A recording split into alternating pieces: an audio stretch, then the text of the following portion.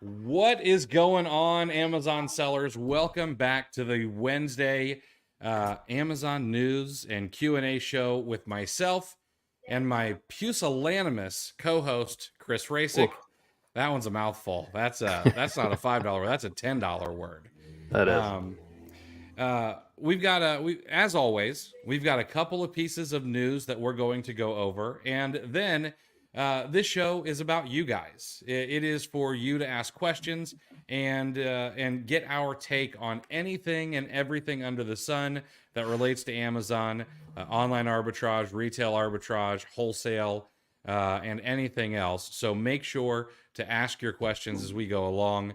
And we'll make sure to remind you here in a little bit as more folks dive in. But we've got a few interesting things out of the news. Chris actually pulled most of these up for us, but the first one is Target. Target is putting a target on Amazon's back with their new Prime style membership.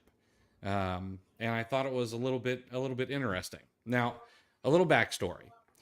They really already have a kind of an unlimited, get it delivered to you, that kind of thing, because they purchase shipped. But it's $99 a year, and to be quite honest, I don't think the marketing has been very good. I know about it, but that's just because I'm on Target.com all the time. But now they're going to actually start marketing this out. They're lowering the price for it to $49, but that's going to be a limited time, get in the door kind of thing, and it's going to be unlimited same day delivery from your local stores. And then afterwards, it'll go back to $99 unless you're a red card holder. If you're a red card holder, you can keep that $49 a year membership and get unlimited delivery to your home. Same day delivery. That's their thing. So they're really pushing it from the local stores. They're not trying to send you items from their fulfillment centers. Yeah, I'm sure they have some, but not nearly the network that Amazon has. So, do you think this even takes a bite out of Amazon? No, I don't. I think Target shoppers are loyal. You Mm-hmm. know, I think they're probably squeezing a good bit out of their loyal customers already. Mm-hmm. My question is how profitable is this going to be for them? You know, because $99. Because you figure, what's that $99 going to do? You know, are they going to hire their own delivery service, or are they going to Right. outsource that to a DoorDash kind of service? Right. So you would have to have, the average amount of deliveries per customer be less than the $99 over the course of a year Mm-hmm. in order for this to actually not hurt the bottom line. My very first thought was, I don't know if the regular target demographic wants to order for delivery. Yeah, is that a good idea for you and I who might want to buy from Target, have it shipped to our house and either list it FBM or ship it into Amazon really quickly? Yeah, absolutely. But I can guarantee that after 5 or 6 orders in a single day, they're going to be like, let's throttle back, fella. Uh, but to me, I don't know, when I talk to my wife and I'm like, hey, you want me to take you to Target? I'm using that sexy talk. Date Uh, night. yeah, like, yes, it's an experience. It's let's walk in and let's let Target tell us what we need while Mhm. we walk around. And so, are people really going to be hip to this when they could go to the store? Um, I don't know. I think it actually takes away from the Target experience, personally. Yeah. The same day is pretty strong though. I mean, That that's is strong. Yes. that's kind of the concept of going into Target, hey, I need paper towels and, a couple things, and then $250 later you're walking out there. I think they're, if they can grab some of that where it's almost in reverse. like, hey, I'll Mm-hmm. just get the paper towels or whatever delivered to me, and then you kind of take a spin through the daily deals and whatnot, and then next thing you know, your deliveries $250. Right. And I'm sure that's what they're banking on too. oh, absolutely. And Tracy's absolutely right. Shipped has Right. been delivering same day for Target for yeah, it is. I mean, this is really just a repackaging of something they already have and something that they've obviously not done a good job marketing. Yeah. I don't And know. shipped was a separate fee, right? So shipped is normally like a separate fee. I've had stuff delivered a few times when family's sick and I just don't want to go out of the house or things like that. And you can pay like a $9.99 fee, or you can buy their annual membership for $99. I honestly Mm-hmm. don't see any difference. Uh, there's Yeah. no. It's not like they're giving me a podcast or anything special. I'd say television, but I don't think they're there yet, like Here, Amazon is. please do a podcast and have a live call in, and we'll get a bunch of Amazon sellers together. Like, why do you hate us? Right? Yeah, that would be hilarious. We got a few people here. What's up, Ryan, Widya, Tracy? We said hello. Everyday Unicorns. Good to see you guys. Again, if you guys have questions, drop them in the chat. We'll be more than happy to answer them. Give you. We've got Chris and I have a plethora of opinions, and we are more than happy to give them to you if you ask the question. So Yeah. this, So they're saying, Tracy's saying that shipped was um, a yearly subscription. So I think the main thing is this is kind of a rebranding. Is yeah, it? Are they folded into Target Circle? they are in some way folding it into Target Circle. I Yeah. can't So I think remember it's all more the of the marketing details. play than than not so much a new service as just kind of a rebranding. Yeah, yeah. So I think they missed the mark. Of course, the suits in Minneapolis are probably not gonna listen to this. But uh, now the one that we talked about a little bit off air before we started here kind of blew my socks off this morning when I read it. Dollar Tree plans to close 1,000 stores over the next couple of years. They're going to do a little over 600 in the first half of fiscal year 2024, with the remaining stores over the next couple of years. I think it said 2 years, is what it said. Now, at first, I was like, oh, well, they've got like 6,000 stores. I was wrong. We went and looked it up, and it was something like 16,000 stores. So it's a fairly small dent, but not incredibly small. What that be a little over 5% of their retail storefront footprint. Yep. Um, that's some damn good public math right there. Is what that is. Uh, but Nobody tell Chris how far off he really was. this comes on the heels of 1.7 billion-dollar loss in Q4 alone of 2024 on revenue of like $8.6 billion. And Tracy says it's going to be mostly family dollars, which is which I don't know. To me, I guess that doesn't necessarily make sense. I would like to think that well, Family Dollar that's the actual dollar store, right? That's not No, the higher one. Family Dollar's the various prices. They're Gotcha. the whole number, $3, $5, that sort of stuff.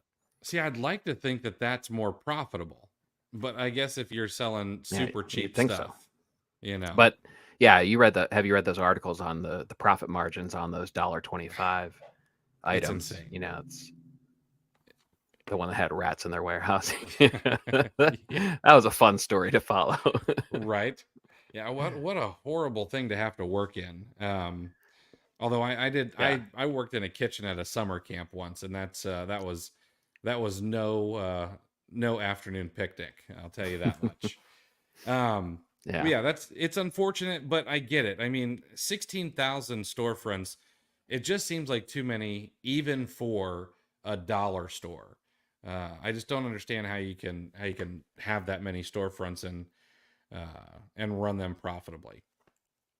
Yeah, and it's kind of multiplied because if you said 5 to 7% of a store's locations were closing, I think it hits a little bit harder once you realize how fast these dollar stores open up and how Yeah. aggressively they're opening these locations. That those 16,000 stores didn't take a whole lot of time to open up. So I do wonder how much is uh, not so much the financial impact of it, which I mean that's a massive loss, no doubt. But there's also reputational heat Hmm. coming. Like that's look at, if you haven't heard about the rats, look up that story, or don't if you plan on walking into one of those stores ever again. Um, but there's also local municipalities, including my own here. They're putting moratoriums on dollar stores being allowed to open. Because there's issues as far as food deserts and I think the most common legislation that they're passing when cities kind of try to crack down on these dollar stores is they'll only give approval if they uh, agree to provide fresh produce. I know that's a sticking point.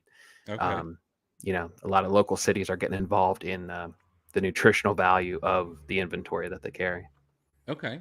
That's fair. I looked it up really quick. It looks like in the past calendar year, uh, Dollar Tree has opened up 641 locations. That's a Okay. ton. I mean, Yeah, that's that's aggressive. insane. Yeah. Yeah. Did you see the John Oliver story on the dollar store? I did not. You should look it up if you like him at all. Yeah, there was something I saw. There was like one person running the whole store, and staffing was such an issue that there were customers that volunteered to start putting some stock away, like in the refrigerated items and whatnot. So yeah, there was a Okay. guy they tried to interview somebody, and he's putting jugs of milk away, and they asked a question. He goes, "Oh, I don't work here." That's insane. And guys, remember, if you guys have questions, make sure to ask them in the chat. We're going to get to those here in just a minute, letting a few more people pop in here. But we are here to answer your guys' questions. I do see one or two. We'll get to those. In a little bit of other news, FBA Today, Nate McAllister dropped some news today. FBA Today is moving to school, and this can be for a couple of reasons. One, we want to make sort of a tighter knit community, and school is much better about kind of helping people be more interactive. You actually get points for being interactive.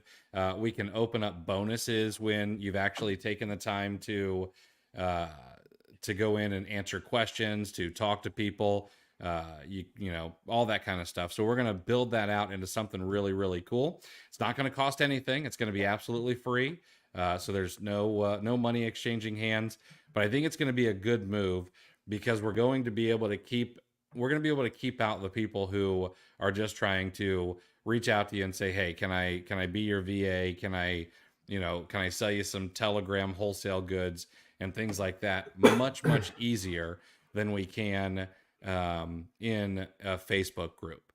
Uh, and honestly, I've spent a lot of time over on school and a couple of other groups, and it is really a nice place to be.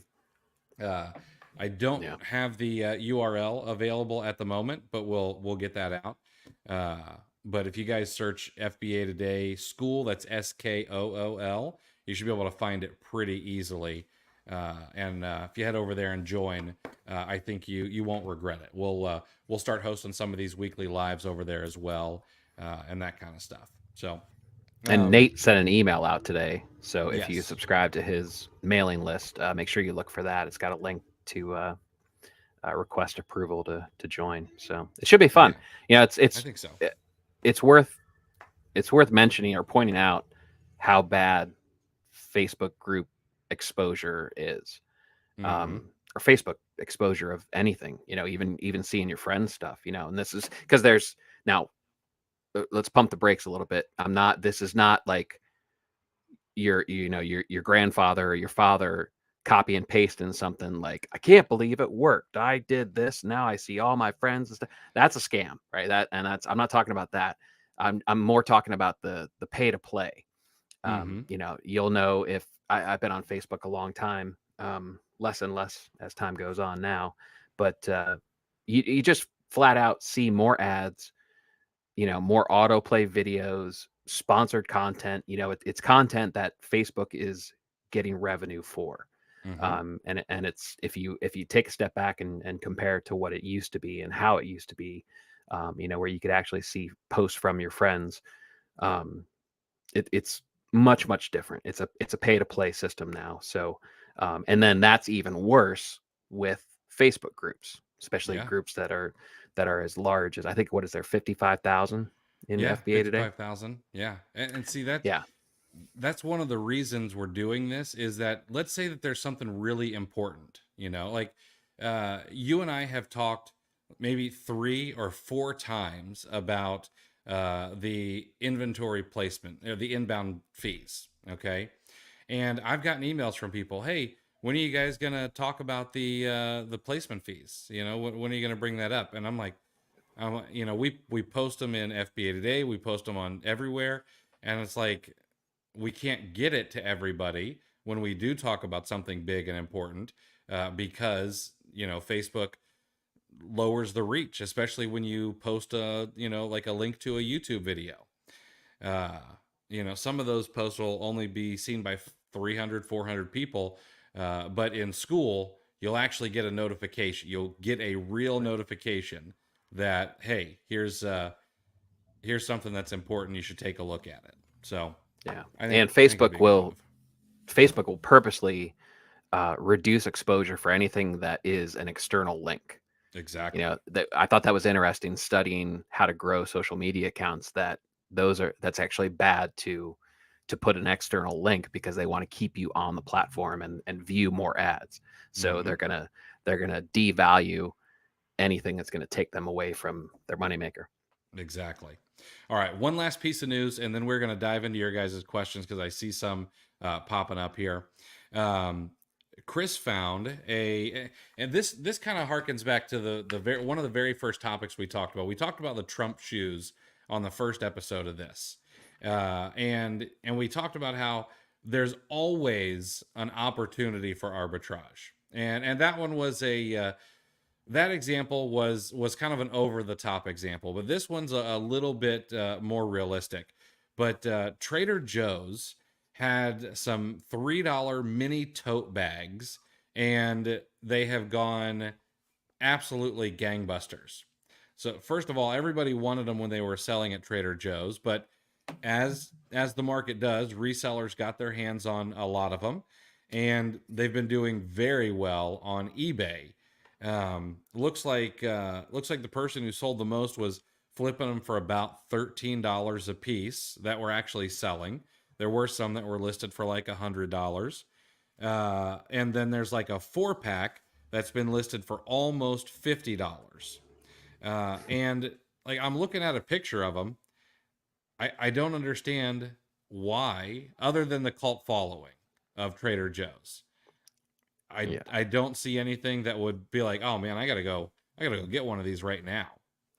Uh, so I I mean, can't I what? can't wait for my wife to get one, like, because she's in the cult of Trader Joe's, and Okay. she, like, every single time she'll get something, because she follows, like, Facebook groups. She did this with Aldi for a while, and she goes back and forth between those, right? So she'll read these things and be like, oh my god, I have to try those pot stickers, or whatever it is, so whatever somebody's raving about. So she goes and gets them, she makes them, she's all excited, and so she'll let me try it, and then she just waits. She looks at me like I'm ready for you to tell me how great they are, and I'm just like, whatever. And she gets so mad at me. Yeah, I get it. I see that kind of stuff all the time. For my wife is not in the Trader Joe's cult, or the Aldi's Lucky. cult. She is entrenched in the cult of Publix here in Florida. There you go. So I'm okay with that. Uh, yeah, I don't know. I've never really been a huge fan of either one. Never even sold very much Trader Joe's stuff either. Was No. never my bag. All right, let's pop in a few questions. We've got another news article we can get to if we have some time. But uh, Texas and Rick, or TXN Rick, says best method for keeping up with restocking FBA. I've seen a couple softwares, but they seem expensive. I'm guessing most use the Amazon restock page, but numbers are often off and cannot view the current profitability at the same time. I don't know do you have a solution for that, Chris? I have a couple methods. The paid for method, I use CheddarSoft from Mm-hmm. the OA Cheddar guys, and I jumped on that right away. I know the price is up like 150% from what it was at launch. I think it's like $49 a month now. Sounds right. So yeah, so you really got to exercise that muscle to make that um, economical for you. Um, and a strong argument can be made that you should, Mm-hmm. you should be monitoring your stuff. But you know what? Honestly, the thing that's been most effective for me is I'm trying more and more to keep up with deleting my old ASINs. Mm-hmm. And that combined with uh, weekly when I do a real granular review of my repricer.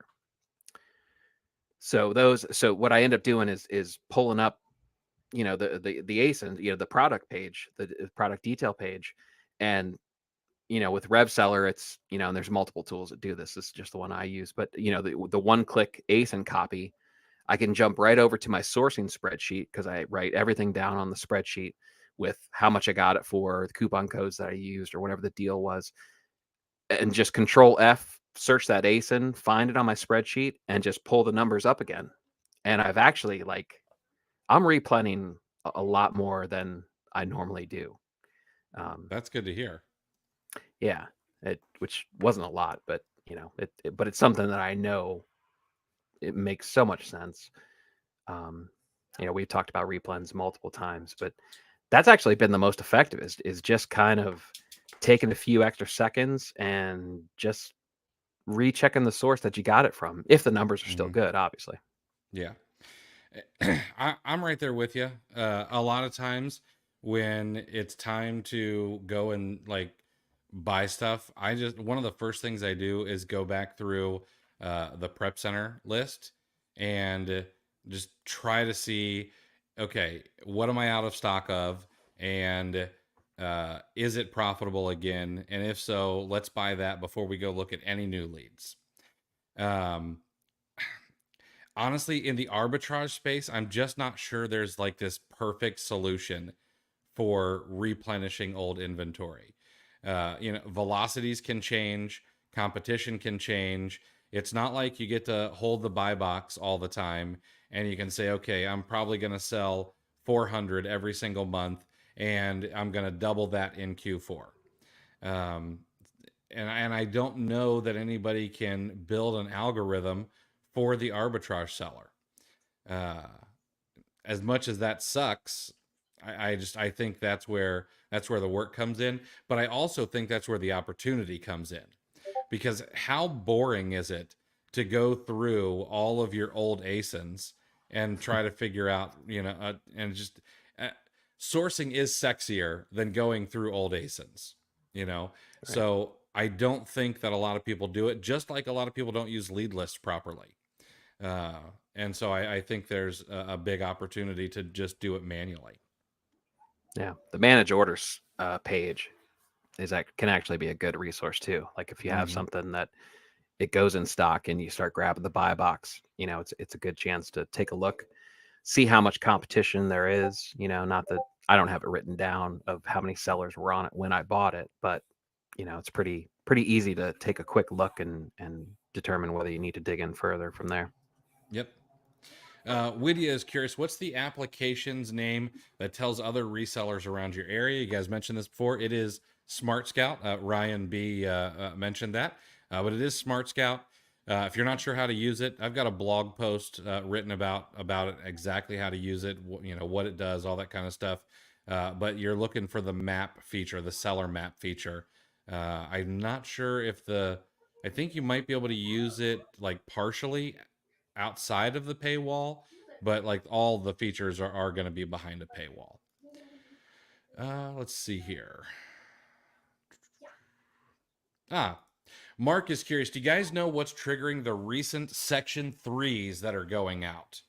I don't know like what the people in charge of this are doing. I'm not sure why they're going out, or if this is some sort of proactive play to show the FTC that they're very careful about what's on their platform. I don't know, because the FTC has got Amazon in their sights, not just for one thing, but for two things now. I would imagine that Amazon is really trying to make sure that the house is in order. That's really the only thing I could think. You know, I don't know. I can't think of anything else, because a lot of these have been for, we want to make sure that you are who you are. We want to make sure that your inventory is legit. That seems to be what these Section 3s are about.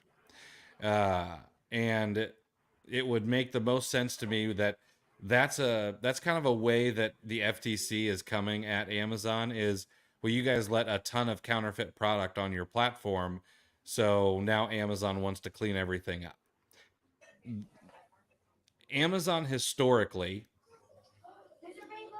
takes a hands-off approach, and then they overcorrect.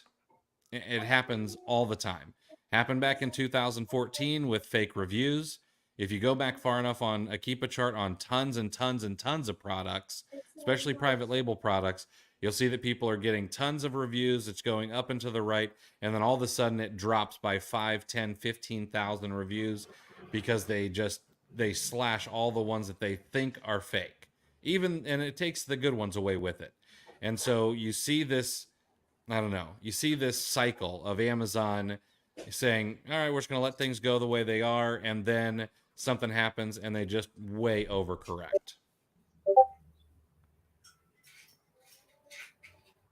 So Aaron's curious. He just received an email that Amazon's discontinuing Amazon lending.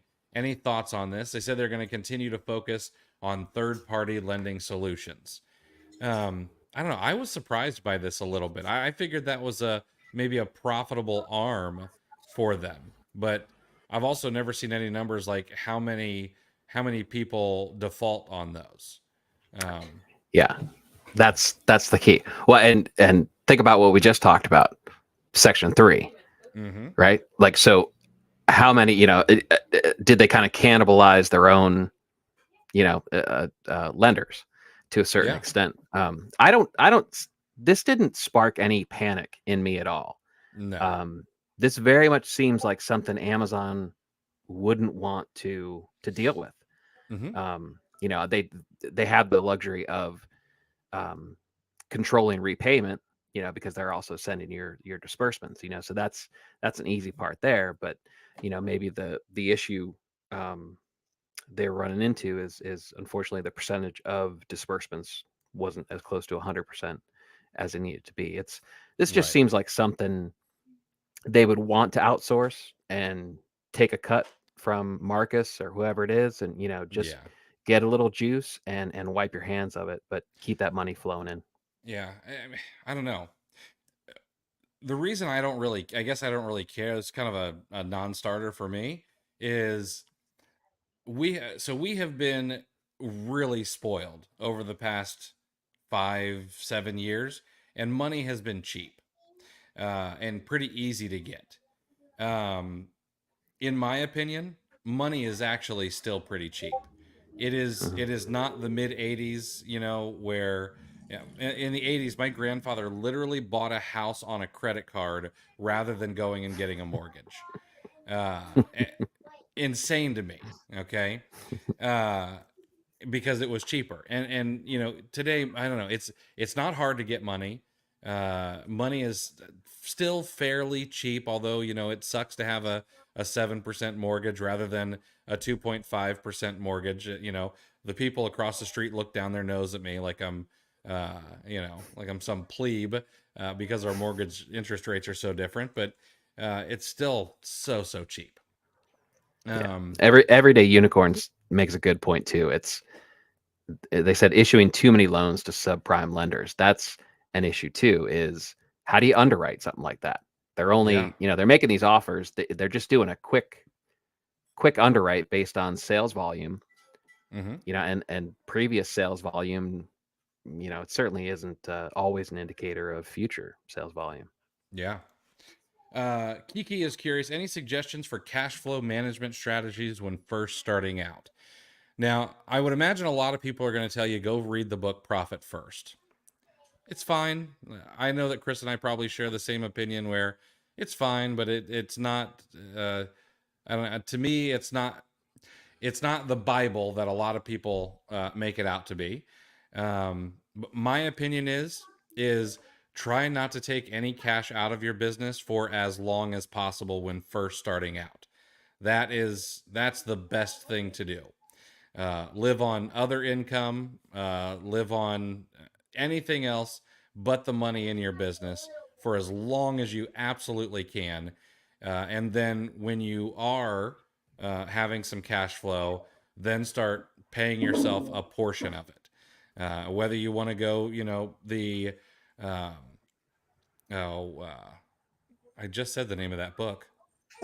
Oh, the profit first. Whether you want Profit to go the first. profit first method, or you want to say, "Oh, I'm going to take 5% out for myself, or I'm going to start paying myself a salary, or anything like that." That's what you can really start thinking about down the road. Yeah. Subscribe to the not yet written book called Profit Not Yet. Right. FOAB. Chris, you spoke about a zero repricing strategy in one of your previous shows. Can you please elaborate on some of the benefits of this strategy? So I'm not sure if I talked about benefits of this, because I'm not sure there are benefits, but I'm fascinated by this strategy that I've seen some others take. And what it is they turn their repricer minimum, their minimum profit, to $0 or a 0% ROI on their repricer from day one. Now, if you're using a quality repricer, it should not automatically go all the way down to your minimums. It should try to get you the buy box, and maybe that means bringing the price down and oscillating it back up, or whatever that is. And then hopefully you sell out, but it allows it to go all the way down to zero, like in case something tanks. And the thought process behind this method was we want to turn and burn inventory as quickly as humanly possible. This was a retail arbitrage team that was doing this that I'm aware of. And they wanted to buy today, ship it in today, and sell it tomorrow, if at all possible, rather than focus on maximizing their ROI per unit. They're looking at maximizing their ROI by having more inventory turns than you have. So that's really the only upside to it. Credit card points, living off those. Right. Cash Uh, back. any concerns for 3Colt's accelerated growth and acquisition? Kind of reminds me of Thrasio growing so fast. And now look where Thrasio is today. I don't know. I'm not really too concerned about it. Yeah, they have a pretty tidy war chest. Uh, they've got what I think is a pretty smart team over there. So I'm not really sure. They're also in a different game. They're Right. buying up SaaS, they're buying up websites.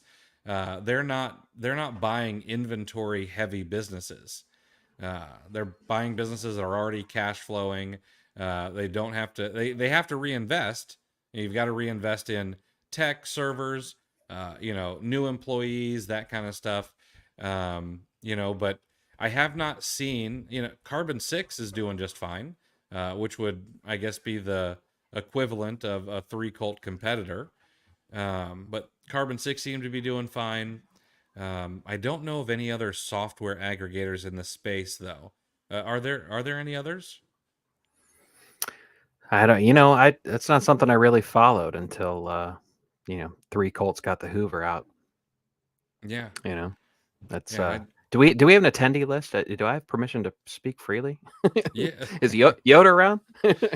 uh, yeah, you're right about. I mean, as far as Thrasio goes, that's apples to oranges. This is I personally, and I don't know. Um, this is all just speculation, just kind of based on other industries and stuff. My guess is um, obviously, what do we say? There were 3,000 new sellers every day or something sign up for um, selling accounts. Yeah, I think Um, that's right. so clearly the trend is moving up. This is becoming Hmm. more popular. Their mentorships and coaching. Is buying up ads. Every indication shows that this is a growing segment of the e-commerce industry, and e-commerce itself is growing even when um, sales numbers aren't. So it's a high performing segment. Um, so my guess is they're trying to collect as many companies as they can, build a portfolio, um, build themselves to as much of a one stop shop for Amazon sellers as they can. Um, and then I think they sell. I think they kind of take the Silicon Valley approach, where you kind of build it up and you accumulate all the stuff, you get a real sweet valuation, and then you cash out. Hmm. Yeah. Now I will have to say this: I'm actually kind of excited for Three Colt's latest acquisition.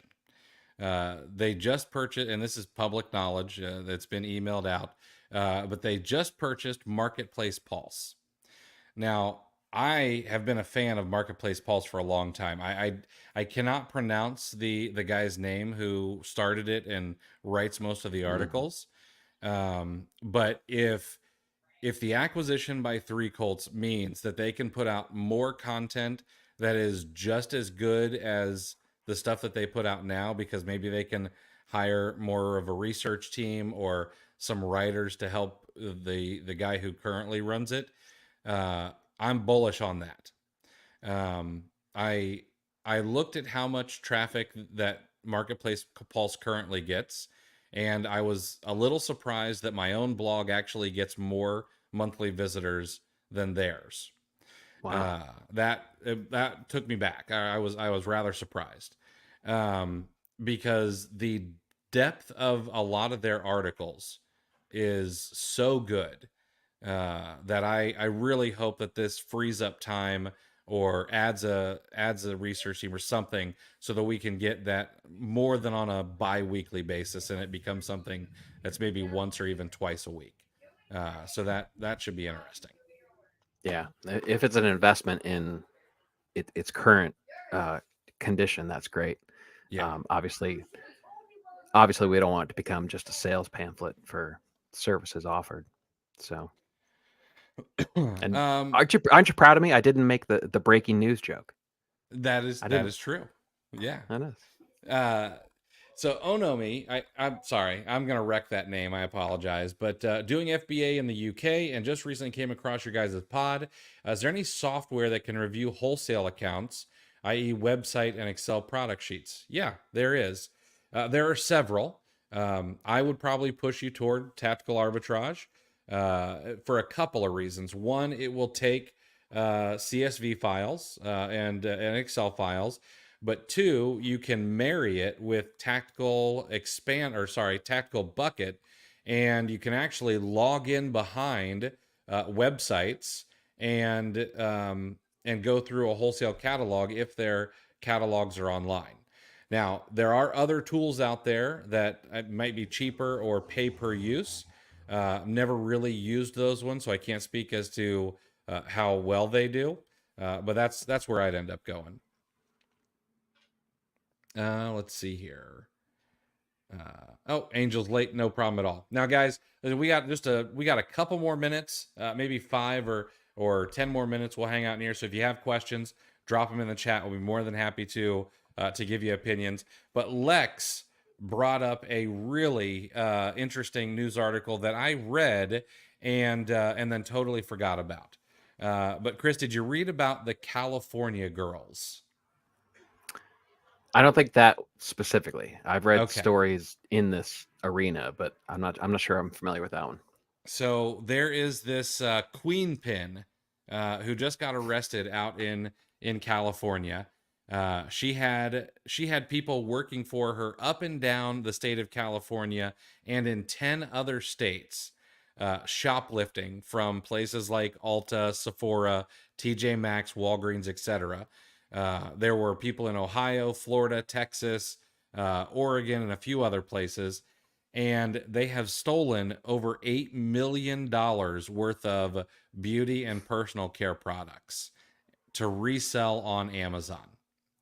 Uh, and apparently, now I don't know if it was her organization or if this was another organization, but apparently some of these things get so big that they, of course, they ship the items, to a central warehouse. They have like a cleaning crew that makes sure that the boxes are all in really good condition and look really good, and then they ship them into Amazon palletized. They're not just sending SPD shipments, so they're doing some weight. Wow. And apparently this lady, and I can't remember her name off the top of my head, it's something Mac. She was paying for, uh, she's paying for car rentals, hotels. She's paying for flights across the country for these people.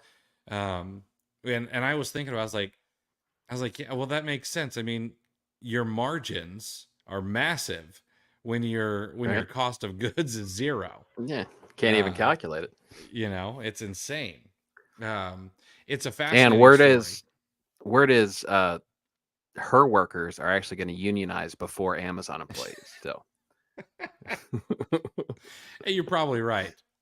That's funny. All right. So Gina is curious. Do you guys experience FBA shipping fluctuations per pound? I've had shipments go from 50 cents to $1. Well, yeah. So I've written some threads on this on Twitter before, and I think I've also posted it elsewhere, maybe my email. But there are a couple of things to take into account when shipping. One, it's going to be the distance that it's going to go. That's going to cost different. So if you're used to shipping, from Florida to South Carolina, but now you have to ship from Florida to California, you're going to have a difference in cost. But the other thing that you have to worry about is you have to worry about your shipment density because you're paying dimensional. dimensional weight. Okay. And so, for example, if I ship a box of teddy bears, and let's say I do an extra large box, and a box of teddy bears is going to be what, 5 to 7 pounds? Well, my per unit cost to ship on that is going to be higher than if I shipped an extra large box full of cosmetics that might weigh 36 or 48 pounds. Uh, because you are paying dimensional weight shipping. If you go search Twitter for dimensional weight and then use my name at Clear the Shelf, it should come up with a much better explanation of that, breaking it all down. But that's likely what you're seeing. All right. Any last questions before we wrap this up for another week? Got 130 people in here, so this is solid. This is something we're going to definitely keep doing. We That's want up to and to answer the your guys' right. questions. Yeah, exactly. We want to answer your guys' questions. Again, I'll give you another minute or two. I am going to take a moment for a bit of a shameless plug. I've been wearing the shirt the whole time, but I haven't talked about it. On March 25th, we've got the 11th OA challenge coming up. It's going to be 14 days of me just blathering on about everything I've learned about Amazon over the past 10 years. A lot of Q&A, very similar to this. It's going to be a lot of having to listen to me talk, if you can put up with that. But a lot of hands-on sourcing, really deep diving into Keepa, at least 2 days, maybe a little bit more this time around, as well as all kinds of different ways to go out and source for Amazon. Now, I do not teach you how to send in your first shipment or anything like that, so I can't help you there. Sell.amazon.com will teach you all about that. But I promise that I will do my very best to make you dangerous as a sourcing person on Amazon, especially with OA and all these things. work for retail arbitrage as well. So if you want to join, you can head over to oachallenge.com. And we try to keep it cheap. It is less than $400 to be able to join the OA challenge for 14 days. And you make the money on the buy. So there's no better skill to improve than your ability to source. Yeah, I agree 100%. Last question, and we'll wrap things up here. Gino is curious. Do you guys know what a general adjustment refund is? And Jan, I'll answer your question as well. So if I recall correctly, a general adjustment refund is just kind of one of those. It's Amazon, they can do whatever they want. So someone gets a product and they weren't happy with the way the mailman looked at them when they delivered it. Amazon can say, you know what, that's our bad. We're sorry. Here's, $20 back. And you should, in most cases, get a reimbursement for that within 45 days or so. Am I correct on that, Chris? I think so. Yeah. Okay. I mean, which it makes sense. They're going to appease the customer right away, and then they'll get to us when they get a chance. Exactly. Whenever I've legitimately complained to Amazon, Amazon always tells me to shove it. So I don't know how all these people are getting, refunds without having to send product back. It boggles my mind. Jan, how much time per day is the OA challenge? So I like to tell people that it's a minimum of 90 minutes. Minimum of 90 minutes. There have been times when we've gone 2.5, almost 3 hours because I try to answer every single question. I try not to leave anybody out because you guys are paying to be there. I want to make sure you get everything you can out of it. But the replays are available instantly as well. So you'll get those, within 2 or 3 minutes of the live being over, and you get them for life. We don't take them away or anything like that. So, all right. And Tracy and Ashton, thank you so much. I appreciate that. All right. I think that's it for us this week, guys. We'll be back next week, next Wednesday, 5 p.m. We'll do this again, talk about some news, hopefully try to make you laugh and answer your guys' questions. Chris, appreciate you doing this with me, man. It's always a good time. Good to see you again. All right. Talk to you guys next week.